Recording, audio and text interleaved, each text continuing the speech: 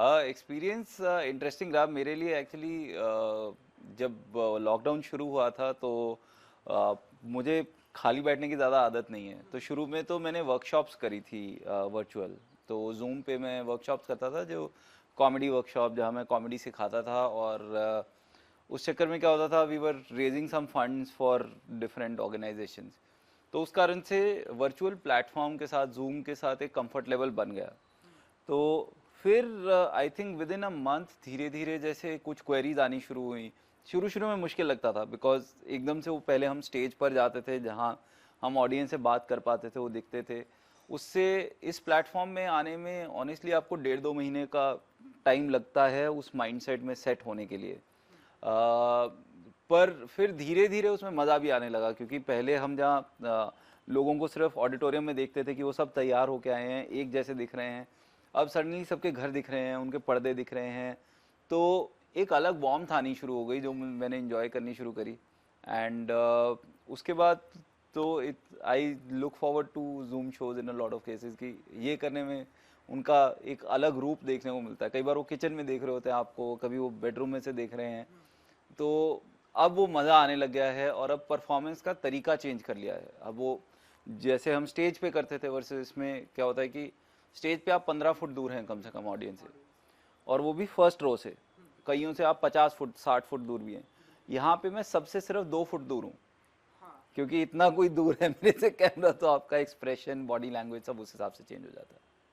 अच्छा, ये जो सर एक्सपीरियंस था, जैसे ऑडियंस के सामने फेस करना एंड हम्म। यहाँ डिजिटल या वर्चुअल करना, ये जो एक्सपीरियंस था, ये मुझे ऐसा लगता है डिफरेंट एक्सपीरियंस रहा होगा सर। तो ये कैसे आपने इसे हैंडल किया, क्योंकि स्टार्टिंग में तो आपको बड़ा ही अजीब लग रहा होगा, क्योंकि ऑडियंस के सामने वहाँ से ढेरों सारे कमेंट्स आते हैं, हाँ देन हाँ इसके हाँ। ऊपर खेलना, कॉमेडी करना। यहाँ सर कैसे आपने इसे हैंडल किया सारी चीज़ों को? यहाँ पे दो चीज़ें थी। एक तो माइंडसेट अपना ये करना पड़ता है कि अब आप ऑडियंस के लिए परफॉर्म नहीं कर रहे, अब आप एक तरीके से अपने दोस्तों के साथ ड्राइंग रूम में बैठ के बात कर रहे हैं, आप उस तरीके से करते हैं। बिकॉज जब आप ऑनलाइन जूम शो कर रहे हैं तो आप उतने ही लाउड हैं जितने बाकी सब लोग हैं। बिल्कुल। ये नहीं है आपके हाथ में कोई माइक नहीं है। तो एक तो ये करना पड़ता है कि आप मेंटली इस तरीके से शो करें कि अब आप दोस्त हैं और आप ड्राइंग रूम में इकट्ठे बैठ के बात कर रहे हैं। सेकंड, थोड़ा सा टेक्निकली आपको सारा टाइम कॉन्शियस रहना पड़ता है। लाइक बहुत सारे शोज में तो मैं एक एक और अपने साथ किसी ना किसी को रखता हूँ, जो इंश्योर करता है कि किसी और के बैकग्राउंड से नॉइज़ ना आ रही हो। तो वो टेक्निकल इश्यूज काफ़ी हैंडल करने पड़ते हैं, बट अब धीरे धीरे सेटल हो गए। बिल्कुल। तो सर, ये वर्चुअल की दुनिया में कितना एंजॉय किया आपने? मेरे को काफ़ी मज़ा आया ऑनेस्टली, क्योंकि एक तो वर्चुअल में जब हम नॉर्मली शो करते हैं तो हमारा 80% टाइम तो सिर्फ ट्रैवल करने में निकल ट्रैवल जाता है। करना। कि आप सुबह करेक्ट। निकले, फिर आप एयरपोर्ट गए, एयरपोर्ट से करेक्ट करेक्ट। फ्लाइट ली, उसके बाद उसी में 5-6 घंटे उसमें निकल जाते हैं। तो वो बहुत सारा टाइम बचना शुरू हो गया।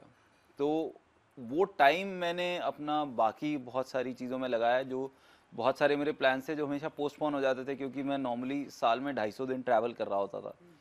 तो अब मैंने अपनी एनर्जी बहुत सारे अपने अलग प्रोजेक्ट्स पे फोकस करी। मैं एक पॉडकास्ट पे काम कर रहा हूँ, कुछ सीरीज़ पे काम कर रहा हूँ, कुछ ओटीटी प्लेटफॉर्म्स पे काम आ रहा है। तो वो एक बहुत बड़ा एडवांटेज रहा, जहाँ मेरे शोज़ भी कंटिन्यू हुए और साथ में मैं अपने बाकी प्लान्स फॉलो कर पाया। बिल्कुल। सो अभी सर, आप अपना शो वर्चुअल कर रहे हैं या इन दिनों कभी ऑन ग्राउंड भी, इन दिनों अगर, क्योंकि अब लॉकडाउन तो खत्म हो चुका है, सो ऑन ग्राउंड भी आपने स्टार्ट किया? मैंने सिर्फ एक शो किया था ऑन ग्राउंड, वो मैंने दुबई में करा था, क्योंकि वहाँ पे प्रॉपर डिस्टेंसिंग के साथ हो रहा था। अभी इंडिया में जो शोज़ हैं वो थोड़े छोटे रूम्स में हो रहे हैं, तो हाँ, थोड़ा डर लगता है अभी डर उसमें। लगता है बिल्कुल। तो मैंने दुबई में एक शो किया था जो प्रॉपर एक बड़े स्टेज पर और ऑडियंस मतलब सोशल डिस्टेंसिंग में बैठी थी। वो एक शो किया था, काफ़ी मज़ा आया। हमें 2 बैक टू बैक शोज़ करने पड़े वहाँ पे, but you feel you are back home वाला थोड़ा सा फीलिंग आ जाता बिल्कुल है। बिल्कुल। हाँ, वो तो है। ऐसा एज एन आर्टिस्ट, कि आपको ही पता है कि कॉमेडी करना, वो ह्यूमर टाइमिंग पे लाना, ये हम्म। सबसे इंडस्ट्री में टफ माना जाता है। हाँ जी। तो कैसे सर इसे आप हैंडल करते हैं एंड कैसे इन सारी चीज़ों को आप अंदर से निकालते हैं, कैसे सब होता है ये? मुझे ये लगता है, या मेरा ये एक्सपीरियंस रहा है कि एक तो मतलब मेरा बहुत सारा ह्यूमर जो है वो ऑब्जर्वेशनल होता है, ठीक है। और दूसरा, मैं जब लिखता हूँ या परफॉर्म करता हूँ तो मैं इस चीज़ को ध्यान में रखता हूँ कि मैं सिर्फ हंसाने नहीं जा रहा हूँ, ओके। और मैं आपको रीज़न बताता हूँ, क्योंकि हंसाने के लिए तो आपके पास व्हाट्सएप पे रोज़ 50 जोक्स आते हैं, ठीक है। वो जोक आप देखते हैं, पढ़ते हैं और हंसते हैं, पर शाम तक भूल जाते हैं। अगले दिन सुबह आपको कोई बोले कि व्हाट्सएप पे जो जोक्स आए थे उनमें से कोई जोक सुना, आपको कुछ भी याद नहीं होगा। तो मुझे कुछ ऐसा लिखना है जो आप 6 महीने बाद भी याद रखें, ठीक है। तो एक तो ह्यूमर जब आप लिख रहे हैं वो कुछ ऐसा लिखें जिसे, लाइक मैं जब लिखता हूँ तो मुझे होता है कि मैं कुछ ऐसा लिखूं जो आप अपने साथ जी रहे हैं। तो मैं कोई ऐसी बात करूं जो आप 3 महीने बाद आपके घर में हो और आपको लगे अरे यार यही तो बोल रहा था वो, ठीक है। अरे शादी की पार्टी में, अरे यही तो अमित ने बोला था कि यही करते हैं, अरे अंकल जी ऐसे ही तो नाच रहे हैं, या जब हम पीते हैं तो हम भी ऐसे ही पीते हैं। तो उस चीज़ को थोड़ा सा दिमाग में रखकर लिखने की कोशिश करते हैं। परफॉर्मेंस आप जितना स्टेज पे जाते हैं उस हिसाब से आपका इम्प्रूव होता है, उसका कोई और तरीका नहीं है। इट इज़ लाइक जैसे अब आप, मसल्स आपके तभी बनेंगे जब आप जिम जाएंगे, तो वही चीज़ इसमें है कि परफॉर्मेंस आपकी तभी बनेगी जितना आप स्टेज पे चढ़ेंगे, आपका टाइमिंग उतना इम्प्रूव होगा, आप ऑडियंस समझ पाएंगे कि ऑडियंस किस चीज़ पे हंसती है। तो जोक स्ट्रक्चरिंग वहाँ होती है, बट जो थॉट होता है, थॉट पे ज़्यादा काम करना पड़ता है। जहाँ मुझे होता है कि थॉट ऐसी होनी चाहिए जो लोगों के साथ रहे, उनके जहन में रहे, 6 महीने बाद, साल बाद उनको ध्यान रहे कि अरे ये बात बोली गई थी। तो क्या बात है। एंड सर इन दिनों तो हम ऐसा माने कि ऑन ग्राउंड आपके शो अब चालू हो गए, क्योंकि माना कि आपने दुबई में किया था, तो अब इन दिनों क्या कुछ प्लानिंग है, कैसे कर रहे हैं आप? नहीं, अभी मैं शोज़ नहीं कर रहा हूँ। अभी मेरा एक्चुअली 2-3 और OTTs के अलग अलग प्रोजेक्ट्स हैं, एक पॉडकास्ट है, तो मैं अभी उन्हीं पे ही ध्यान दे रहा हूँ। अभी एक शूट ख़त्म करके हटा हूँ और अगली शूट अभी फरवरी मार्च में हो रही है। तो काफ़ी सारी चीज़ें बैक टू बैक अभी लाइंड अप हैं। तो होपफुली वैक्सीन लगने तक मेरा टाइम इसी में निकल जाएगा, उसके बाद मैं लाइव शोज़ पे जाऊँगा। एंड सीरीज भी कुछ कर रहे हैं आप, थोड़ा सा अगर आप हमें उसके बारे में बताएं कि क्या कुछ है ये, एंड अभी थोड़ा अंडर रैप्स है, बट हाँ अप्रैल में एक सीरीज आ रही है जो मैं और गुरसिमरन खंबा कर रहे हैं इकट्ठे। तो वो सीरीज़ हम दोनों ने इकट्ठे लिखी है, वो एक OTT प्लेटफॉर्म पे आएगी। एंड थोड़ा सैटायर कर रहे हैं, तो होपफुली लोगों को पसंद आएगा। तो ह्यूमर जोन में है बट सैटायर है। और उसमें अभी मैं नाम नहीं ले सकता, बट कुछ आप काफ़ी इंटरेस्टिंग एक्टर्स को देखेंगे काम करते हुए। कॉमेडी जॉनर होगा, हम ऐसा माने? कॉमेडी ऑनर, ये कॉमेडी ऑनर है। बिल्कुल। एंड MX प्लेयर पे भी आपका कुछ आ रहा है, सो नहीं, MX प्लेयर पे नहीं आ रहा। मैं बाकी प्लेटफॉर्म्स का नाम नहीं ले पाऊंगा कहाँ कहाँ आ रहा है, बिल्कुल बिल्कुल। बट इस साल में कम से कम 3 या 4 प्लेटफॉर्म्स पे अलग अलग पे आपको मैं दिखूंगा भी, और कुछ में मेरी क्रिएशन दिखेंगी। पॉडकास्ट आएगा एक स्पॉटिफाई पे, तो वो एक बहुत इंटरेस्टिंग, एक और नया जोन खोल रहा हूँ मैं अपने आप के लिए। तो वो पॉडकास्ट अभी अगले 1-2 महीने में रिकॉर्ड होना शुरू हो जाएगा। थोड़ा सा और ब्रीफ में बताना चाहेंगे कि क्या कुछ और फैसिलिटी हमें वहाँ देखने को मिलेगी? हाँ, तो उस पॉडकास्ट का जो जोन है वो लार्जली ये है कि हमने सिर्फ, लाइक आप जहाँ भी जाते हैं आप सिर्फ अपने साइड का सोचते हैं, पर हम इस पॉडकास्ट में मैं कुछ ऐसे लोगों को लेके आ रहा हूँ जिनको आप मिलते रोज़ हैं, बट आपने कभी उनके बारे में सुना नहीं है, उनकी बात नहीं सुनी, उनका नज़रिया नहीं सुना। कि आज तक हमने लोगों को कंप्लेन करते हुए सुना है ऊबर ड्राइवर के बारे में, बिल्कुल। ठीक है, बट आपने कभी ऊबर ड्राइवर की बात नहीं सुनी कि उसको किस किस तरह के लोग मिलते हैं। तो हम ऐसे लोगों को ला रहे हैं जिनको आप मिलते रोज़ हैं, बट कभी आपने उनकी बात सुनी नहीं है। तो थोड़ा वो जोन है, उसमें अलग अलग एरियाज कवर कर रहे हैं। हम एयरलाइंस पे कर रहे हैं, उसमें ऊबर ड्राइवर्स के साथ कर रहे हैं, टीचर्स के साथ कर रहे हैं। तो हमने पेरेंट्स की बातें सुनी, हमने टीचर्स की बात नहीं सुनी। सो वो एक जोन लेके आ रहा हूँ मैं अपनी पॉडकास्ट में। ये काफ़ी इंटरेस्टिंग होने वाला है सर, ऐसा मुझे लग रहा है। काफ़ी बिजी शेड्यूल रहता है सर आपका, मैंने सुना है, क्योंकि हाँ, अभी काफ़ी बिजी हो गया काम है। पे कर रहे हैं। कैसे आपकी दिनचर्या लाइक स्टार्ट होती है? एंड मैं भी यहाँ भी आया हाँ, था, हाँ, आप कुछ मीटिंग कर रहे थे, हाँ। अपने दिन का शेड्यूल कितना बिजी रखते हैं आप? फ्री कब रखते हैं, एंड कब आप कभी योगा एक्सरसाइज हाँ। कैसे क्या कुछ करते हैं, अगर आप कुछ बता सकें? सो पहले तो काफ़ी फिटनेस पे काफ़ी ध्यान दिया था पिछले 7-8 महीने में, तब जब ज़्यादा टाइम था। बट जैसे जैसे प्रोजेक्ट्स कमीशन होते गए हैं, तो भी 4-5 ऐसे प्रोजेक्ट्स चल रहे हैं जिनमें मतलब डिमांडिंग रहता है काम। तो अभी ऑनेस्टली 15-20 दिन से फिटनेस पे ज़्यादा नहीं ध्यान दे पा रहा हूँ, बट आई हैव रियलाइज कि हमारी एज में, अब मैं 45 का हो गया हूँ, तो इस एज में फिटनेस पे ध्यान देना ज़रूरी होता है काफ़ी। तो अब वो मुझे है कि मैं सुबह वो ख़त्म करके दिन में मतलब मेरा दिन थोड़ा सा लेट शुरू होता है, क्योंकि राइटिंग का काम बहुत सारे हमारे साथ के लोग होते हैं जो रात को 1:30-2 बजे तक, 2:30 बजे तक करते हैं, तो वहाँ तक जागना ही पड़ता है। तो दिन में होता तो मैं घर पे हूँ, बट फिर 1 घंटे की कॉल हो गई, फिर आपको 15-20 मिनट बीच में रेस्ट मिल गया, फिर उसके बाद कोई कॉल हो गई, फिर आप अपना अलग से, जैसे मैं घर में एक रूम में बैठ जाऊँगा, 1.5-2 घंटे लगातार बैठ के राइटिंग कर लिया, तो इसी तरीके से दिन में 7-8 घंटे का निकल जाता है। बट ये ज़्यादा टायरिंग होता है, क्योंकि जब आप इस पे कंप्यूटर पे या लैपटॉप पे सारा दिन मीटिंग्स कर रहे हैं, मैं रियलाइज़ करा है कि वो ज़्यादा टायरिंग है एज़ कम्पेयर टू कि आप किसी को पर्सनली मिल रहे हैं। बिल्कुल। हाँ, तो ये तो ज़ूम इंटरव्यू हमारा होता है, ऐसा हम एक्सेप्ट करते हैं सर। हाँ, एज एन राइटर सर, जब आप कोई चीज़ें लिखते हैं हाँ एंड जी। वो चीज़ें जब आप पर्दे पर, टीवी पर देखते हैं, हम्म।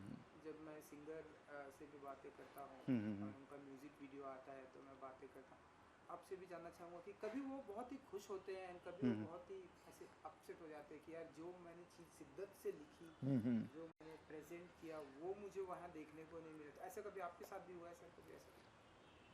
अभी क्योंकि इस साल आएगा तो देखने को मिलेगा, बट हाँ मैं वो रियलाइज़ कर रहा हूँ कि एज अ राइटर आप क्या एनविजन करते हैं और क्या स्क्रीन पे आता है, उसमें बहुत सारे स्टेप्स हैं, और कई बार तो वो आता भी नहीं है। जैसे अब हम जैसे शो लिखते हैं, तो हमने उसमें बहुत सारे पीसेस लिखे थे, तो हमने 50 लिखे थे, जिसमें से फाइनली हम 18 या 20 पीसेस ही करेंगे। तो एज अ राइटर मैंने रियलाइज़ करा है कि सिर्फ आपको ये नहीं सीखना कि आपको जोक लिखना कैसे है या आपको एक पीस लिखना कैसे है, आपको ये भी सीखना है कि उस जोक को कूड़ेदान में कैसे फेंकना है। बिल्कुल सही कहा सर आपने। कि ये आपने लिखे थे पर इसमें से इतने रिजेक्ट हो गए, और वो इसलिए नहीं रिजेक्ट हुए कि वो खराब लिखे थे, खराब लिखा, कई इसलिए भी रिजेक्ट हो जाते हैं क्योंकि बजट नहीं है। बिल्कुल। ठीक है, कई इसलिए रिजेक्ट हो जाते हैं कि जी ये उसके फॉर्मेट में नहीं बैठ रहे, लिखा ये अच्छा हुआ है बट उस फॉर्मेट में नहीं बैठ रहा है। तो आई थिंक इसमें आपको रिजेक्शन बहुत सीखना पड़ता है। और फाइनली हाँ वही है कि चाहे विजन मेरा है बट पैसा किसी और का लगा हुआ है, फिर डायरेक्टर जो है उसके साथ भी विजन मैच करना चाहिए। तो हाँ वो कहीं ना कहीं आई थिंक कई बार आएगा लाइफ में कि हाँ आपका विजन नहीं मैच किया, बट वो that is team work. I think जब आपको टीम के साथ काम करना है तो हमें एक्सेप्ट करना पड़ेगा। बिल्कुल सर। एक आखिरी सवाल ये भी सर कि क्योंकि अब आपने राइटिंग पे भी ये किया है, हाँ जी। सो आने वाले दिनों में ऐसी कोई बिग बड़े बजट की फिल्मों में भी हम आपको ऐसे देखेंगे, या आप ऐसा कुछ काम कर रहे हैं, या आप बताइए। तो एक फिल्म स्क्रिप्ट मैं लिख रहा हूँ, तो लेट्स सी, पता नहीं बड़ा बजट तो पता नहीं मुझे, बट हाँ एक फिल्म स्क्रिप्ट भी लिख रहा हूँ, और एक शो है जो काफ़ी बड़े बजट का हमने लिखा हुआ है, जिस पे अभी काम चल रहा है काफ़ी तेज़ी से, बट उसके बारे में मैं कुछ बात नहीं कर पाऊँगा अभी। बट हाँ कुछ ऐसी चीज़ें बड़े पर्दे वाली दिखेंगी अभी आने वाली। कॉमेडी जॉनर होगी फिल्म की, या नहीं नहीं जॉनर नहीं जॉनर आप बता नहीं, सकते मैं अब थोड़ा सा ये है कि सिर्फ कॉमेडी नहीं कर रहा हूँ, क्योंकि मैं अपने आप को एज अ राइटर देखता हूँ, जो कॉमेडी को एक माध्यम यूज़ करके, परफॉर्मेंस को एक माध्यम यूज़ करके अपना अपनी बात कह रहा था। तो कॉमेडी एक तरीका था बात करने का, स्टैंड अप कॉमेडी एक तरीका था, बट बहुत सारी चीज़ें हैं जो सीरियस होती हैं जो मैं कहना चाहता हूँ। तो कुछ चीज़ें ऐसी आएंगी जो सटायर होंगी, कुछ कंप्लीटली सीरियस भी होंगी। तो ट्राई कर रहे हैं, देखते हैं कि कितना लोग उसको भी एक्सेप्ट करते हैं। जैसे अलग अलग जॉनर्स हैं जो लिखने की कोशिश कर रहे हैं हम अभी। तो एक बात और सर, क्योंकि आप स्टेज पे जाते हैं, कई बार जब मैं लोगों से पूछता हूँ तो वो कहते हैं, वो पूरी दुनिया ट्रैवल करते हैं, जैसे कि हाँ हाँ आपने हाँ। ये बताया कि कई जगहों पर जाना होता है, अभी आप हाल ही में दुबई से आए, ऐसी कोई लोकेशन है, ऐसी कोई जगह है जब आप नेट पर देखते हैं, हाँ। यूट्यूब पर देखते हैं, जहाँ पर लोग परफॉर्म करते हैं, या आपको यार यहाँ यहाँ ऐसे दिमाग में कभी क्लिक होता है यार यहाँ जाना है, लाइक यहाँ जस्टिन बीबर परफॉर्म करते हैं, यहाँ बियॉन्से, ऐसे कुछ दिमाग में आता है कि इस जगह पर जाकर ऑडियंस के सामने जो है हाँ हाँ। परफॉर्म कर, ऐसे कुछ कभी दिमाग में आता है एज एन आर्टिस्ट? यार देखो मेरे केस में क्या है कि मैं 35-36 की एज तक मैंने कभी स्टैंड अप कॉमेडी करी नहीं थी। हाँ सर, अग्री सर। तो उसके बाद मैंने शौकिया शुरू करी, छोटे छोटे क्लब्स में किया, और अब मैं मतलब 28 कंट्रीज़ में परफॉर्म कर चुका हूँ। मैंने यूएस वगैरह में 1500 सीटर शोज़ करे हुए हैं। तो मैं तो ऑलरेडी उस जगह पहुंचा हूँ जहाँ मैंने सोचा ही नहीं था। तो एक होता है ना कि एक आदमी बकेट लिस्ट बनाता है, तो मैंने वो बकेट लिस्ट भी नहीं बनाई थी, उससे आगे मुझे ऑलरेडी बहुत कुछ मिल चुका है। लालच आदमी कर सकता है, हमेशा लालच आदमी कर सकता है कि अभी हाँ मैडिसन स्क्वायर गार्डन में एक बहुत प्यारा रूम है जो 3000 सीटर है, तो मन है कि किसी दिन वहाँ भी परफॉर्म करने को मिले। बट अगर नहीं भी मिलेगा तो मैं बहुत खुश हूँ, मतलब क्योंकि मैंने तो कभी ये सोचा भी नहीं था कि यूएस जाके मैं 50 शोज करूँगा 6 महीने में, जो करने को मिले। सो आई विश कि सर आपको गार्डन मेडिसिन गार्डन में परफॉर्म करने का मौका मिले। Thank you. जाते जाते अपने फैंस के लिए अगर कुछ कहना चाहेंगे जिन्हें आपके शो का, स्क्रिप्ट राइटिंग का, हर चीज़ों का बेसब्री से इंतजार होता है? तो मैं सिर्फ इतना कहना चाहूँगा कि अभी तक आपने एक साइड देखी है मेरी जोक्स की या स्टैंड अप कॉमेडी करते हुए की, बट अगले 1.5-2 साल में होपफुली आपको पसंद आए। मैं कुछ कहानियाँ लेकर आ रहा हूँ, कुछ स्टोरीज कुछ अलग अलग दौर से लेकर आ रहा हूँ। सो उम्मीद करता हूँ कि आपको पसंद आए। सो बने रहिए, जुड़े रहिए, और अगर कुछ खराब लगे तो मुझे आप डायरेक्ट मैसेज कर सकते हैं, तो सोशल मीडिया पे बता सकते हैं। जो आपको नहीं भी अच्छा लगे तो हम कोशिश करेंगे उसको इम्प्रूव करने की। थैंक यू सर, हमसे बात करने के लिए। Thank you, thanks a lot ji, thank you. Arun ji, एक चीज इन्होंने गुरसिमरन खंबा का नाम लिया हमारा, बिकॉज खंबा was also a client. So what happens is कभी कभी मीडिया ना सेंसेशनलाइज करने का कोशिश करेगी। ओके। तो अगर हम खाली वही पीस, हाँ डोंट टेक हिज नेम, हाँ हाँ से कोई भी दूसरा राइटर या प्रख्यात समथिंग आप वो बोल दीजिए, ओके। जस्ट फॉर सेफ्टी से, बिकॉज अपने बेस पे इंटरव्यू है ना, इट इज ऑन अमित, हाँ, हाँ। टेंजेंट नहीं आना चाहिए। हाँ हाँ। इसके लिए सोनल कुछ कह रही थी? समझा? हाँ वो फिर हाँ, चाय उसको बोल दे रखते अभी अभी, हाँ थोड़ा सा पॉज है। वो फ्लो में हाँ बोल रहे हैं ना। क्या? हाँ वो तो है। आपके पास 2 कॉपीज हो जाएंगी, यही उसको बोल सकते हैं। हाँ हाँ हाँ। ओके। एडिट भी हो सकता है, but I am just saying they can take a call. हाँ एडिट भी हो सकता है, हाँ हाँ बिकॉज़ इतना प्यारा पीस चल रहा है, हाँ, हाँ। फ्लो में चल रहा है, हाँ हाँ तो let us give them an option for that. Okay हाँ, वो मैं क्वेश्चन से यहाँ से ये वाली कॉपी उठा लेता हूँ। Okay okay okay. चलो। हाँ जी सर, आप हाँ। कुछ कहना चाहते हैं? सो एक सीरीज़ आ रही है जो सटायर में लिख रहा हूँ, एक और काफ़ी फेमस स्टैंड अप कॉमेडियन के साथ, जो हम दोनों ने मिलके पिछले 6-8 महीने में लिखी थी, और वो सोनी लिव पे आ रही है मोस्ट प्रॉब्ली। तो वो उसमें कुछ कमबैक्स भी हैं, जो लोग कॉमेडी में बहुत अच्छा काम कर चुके हैं उनके कमबैक्स भी हो रहे हैं, तो होपफुली लोगों को पसंद आएगी।